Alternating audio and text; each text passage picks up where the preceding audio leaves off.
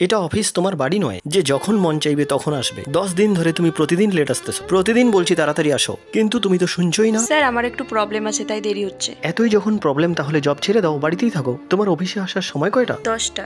এখন কয়টা বাজে? 11:30। তুমি এক কাজ করো, আমার চেয়ারে এসে বসো। কোম্পানির বস হয়ে যাও, তাহলে যখন মন করবে আসবে। Sorry sir. এটা তোমাকে লাস্ট ওয়ার্নিং দিচ্ছি। কালকের থেকে দেরি করলে তোমার চাকরি আর থাকবে না। যাও এখন। পূজা, এদিকে আসো। আজকে সময় মতো চলে আসলে। 1 মিনিট দাঁড়াও। আরে দেখো সবাই, পূজা আজকে সময় মতো অফিসে এসেছে। চাকরি হারানোর এত ভয়? আরে তোমরা সবাই কি করছো? হাততালি দাও ওর জন্য।